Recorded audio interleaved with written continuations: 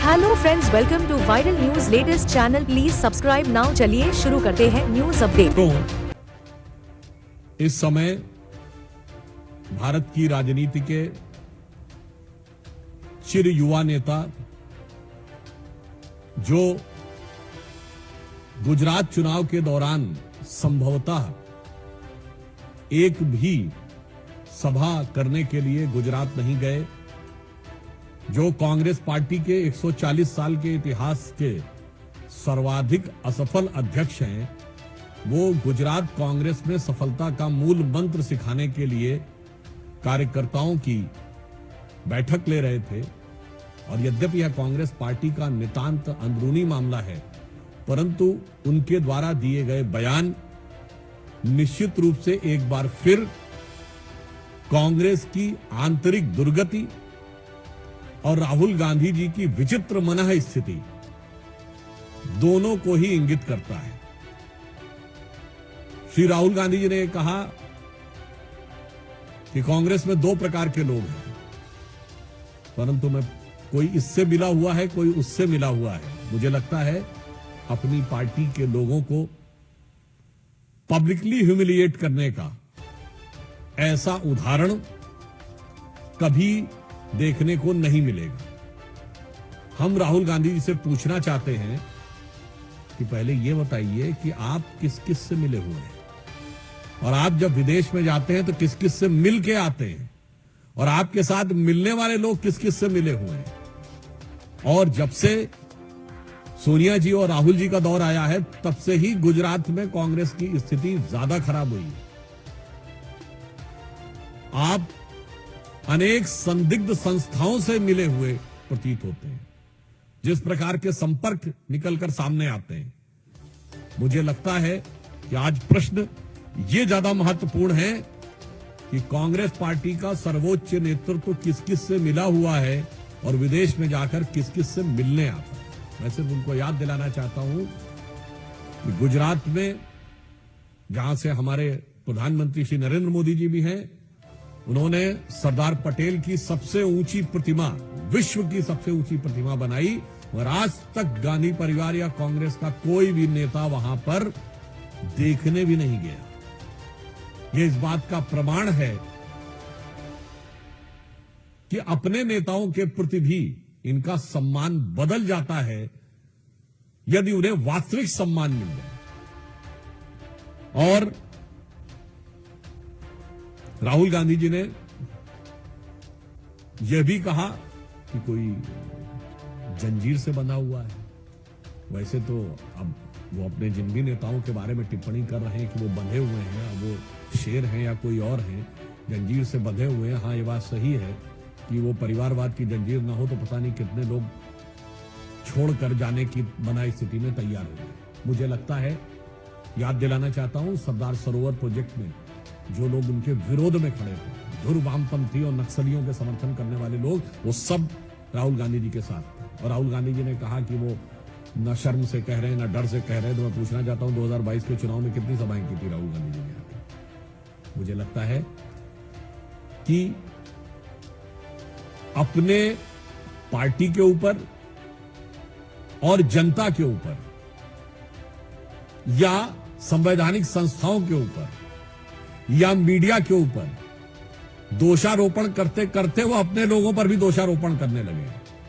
तो राहुल गांधी जी को मैं सुझाव देना चाहूंगा कि आप दूसरों में दोष देखना बंद करिए और आत्मावलोकन करिए। You do the self introspection, तो आपको समझ में आएगा कि बुरा जो देखन मैं चला, बुरा न मिलिया कोई, जो दिल खोजूं आपना, मुझसा बुरा न कोई। मुझे लगता है राहुल गांधी जी को सेल्फ इंट्रोस्पेक्शन करना चाहिए। वो देश की हर संस्थाओं के ऊपर, देश की संवैधानिक संस्थाओं से लेके, देश की सरकार से लेके, जनता, माननीय प्रधानमंत्री जी, और अब अपनी पार्टी के लोगों को भी अपशब्दों का प्रयोग करने लगे। इसीलिए मैंने कहा यह कांग्रेस के अंदर की दुर्गति और राहुल गांधी जी की बिगड़ती हुई मनः स्थिति का प्रमाण है। दूसरा विषय यह है कि कर्नाटक में कांग्रेस की सरकार ने जो कल बजट दिया, भारत विश्व की 5वीं बड़ी उभरती हुई अर्थव्यवस्था है और अगले वर्ष वो वर्ल्ड के ग्रोथ रेट में सबसे ज्यादा कंट्रीब्यूट करने वाली बड़ी अर्थव्यवस्था बनने जा रही है। और बेंगलुरु को भारत की इंटेलेक्चुअल कैपिटल के समान माना जाता है। और उसी बेंगलुरु में कर्नाटक की सरकार ने जो बजट में इंटेलेक्चुअल डिसऑनेस्टी की है, उसे देखकर कर्नाटक की जनता और देश की जनता हैरान है और दुखी है। मैं आपको याद दिलाना चाहता हूं, ये वही कर्नाटक कांग्रेस है जिसके कि कई नेताओं ने बहुत आपत्तिजनक बयान दिए थे।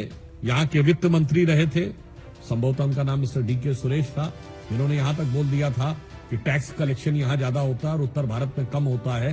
तो पत्रकार ने उनसे पूछा कि क्या अलग होने पर विचार करना चाहिए, तो उन्होंने उसके लिए भी हां बोल दिया था। अब समझ में आता है कि वो जो टैक्स कलेक्शन हो रहा है उसका डिस्ट्रीब्यूशन कहां जा रहा है।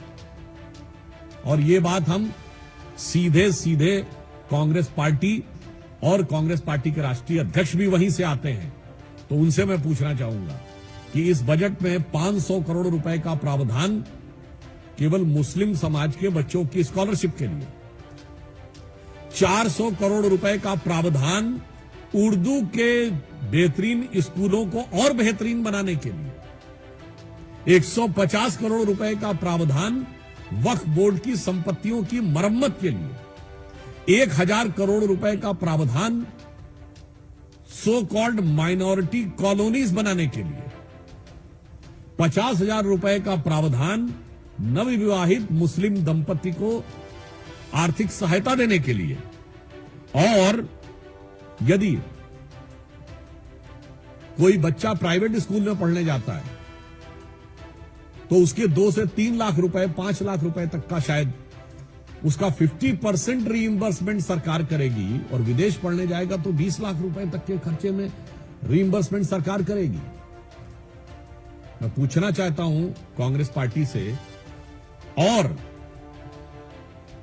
कांग्रेस पार्टी के राष्ट्रीय अध्यक्ष जो कर्नाटक से ही आते हैं, जिन्होंने कहा था कि कुंभ में स्नान करने से क्या लाभ है, उनके अरमान इतने जगह हैं कि बेंगलुरु में हज हाउस का भी निर्माण करेंगे। मैं उनसे विनम्रता से पूछना चाहता हूं कि अगर आप अल्पसंख्यकों के लिए बात करना चाहते हैं तो इसमें बाकी अल्पसंख्यकों के लिए क्या है, सिखों के लिए क्या है, जैनों के लिए क्या है, पारसियों के लिए क्या है, यहूदियों के लिए क्या है, इसका साफ साफ उन्हें बताना चाहिए, जो बहुत छोटी मिनिस्क्यूल माइनॉरिटीज है। इससे बहुत साफ हो जाता है कि कर्नाटक कांग्रेस का यह बजट, चूंकि उनका गठबंधन केरल में मुस्लिम लीग से है, कांग्रेस पार्टी वो पार्टी है जिसके पूर्व प्रधानमंत्री मरहूम मनमोहन सिंह जी का वो बाकायदा मीडिया में वो स्टेटमेंट अवेलेबल है कि देश के संसाधनों पर पहला हक मुस्लिमों का होना चाहिए। और 2022 के चुनाव में कांग्रेस पार्टी के गुजरात के अध्यक्ष जगदीश भाई ने भी यही बोला था कि मुस्लिमों का पहला हक होना चाहिए। तो कर्नाटक कांग्रेस ने बजट में केवल एक समुदाय यानी मुस्लिम समाज को पहला हक देकर दिखा दिया है। उसने साफ कर दिया है कि बाकी सब दोयम दर्जे के हैं। केरल में उनका मुस्लिम लीग से गठबंधन है, तो अब लगता है कि कांग्रेस की मानसिकता जो पहले से ही एक पक्षी एकांगी थी, अब उस पर पूरा लीगी प्रभाव आता जा रहा है। इसलिए कर्नाटक के बजट को यदि लीगी बजट कहा जाए तो अतिशयोक्ति न होगी। तो मैं कांग्रेस से पूछना चाहता हूं कि कर्नाटक का यह बजट आपने क्या मुस्लिम लीग के प्रभाव में दिया है, और या केरल में अगले साल होने वाले चुनावों को ध्यान में रखते हुए कर्नाटक के टैक्स पेयर के पैसे से आपने केरल में अपने गठबंधन सहयोगी को संतुष्ट करने का प्रयास किया है। और तीसरे बिंदु पे जहां से प्रारंभ किया था वही मैं कहना चाहूंगा, राहुल गांधी जी ने गुजरात में कहा कि कांग्रेस के 2 बड़े नेता हुए गुजरात से, सरदार वल्लभ भाई पटेल और महात्मा गांधी। निश्चित रूप से हम सबके आदरणीय हैं, और सरदार वल्लभ भाई पटेल एक नेशन के आर्किटेक्ट थे, परंतु शायद राहुल गांधी जी भूल गए कि कांग्रेस के एक और नेता थे जो पहले कांग्रेस के थे, बाद में उन्होंने लीग बना ली थी, वो भी गुजरात से ही थे, मोहम्मद अली जिन्ना। तो आज की कांग्रेस सरदार पटेल के आदर्शों से कोसों दूर है, महात्मा गांधी के आदर्शों से कोसों दूर है और मोहम्मद अली जिन्ना के आदर्शों के को आत्मसात कर कर बैठी हुई है। यह गुजरात से लेकर कर्नाटक तक और कर्नाटक से लेकर केरल तक और वहां से लेकर इनके तमाम गठबंधन सहयोगियों के बयानों से, बजट के प्रावधानों से साफ साफ स्पष्ट दिखाई पड़ रहा है। इसलिए हम देश की जनता से कहना चाहते हैं कि कांग्रेस पार्टी, ऐसा प्रतीत होता है कि सबकी आलोचना करते हुए अपनों की भी आलोचना करने लगी है और कर्नाटक के बजट ने बिल्कुल साफ कर दिया है कि किसी दौर में जो मुस्लिम लीग का स्थान था विभाजन से पहले के दौर में, अब भारत की राजनीति में वह स्पेस कांग्रेस पार्टी लेती चली जा रही है और यह सुविचारित तरीके से यह उनका विचार है। जो रामलला को प्रणाम करने अयोध्या नहीं गए, जो कुंभ में स्नान करने प्रयागराज नहीं गए, उन्होंने ही कर्नाटक के बजट में सारे प्रावधान करके अपने अरमानों को पूरी बेबाकी के साथ भारत की जनता के सामने रख दिया है। धन्यवाद।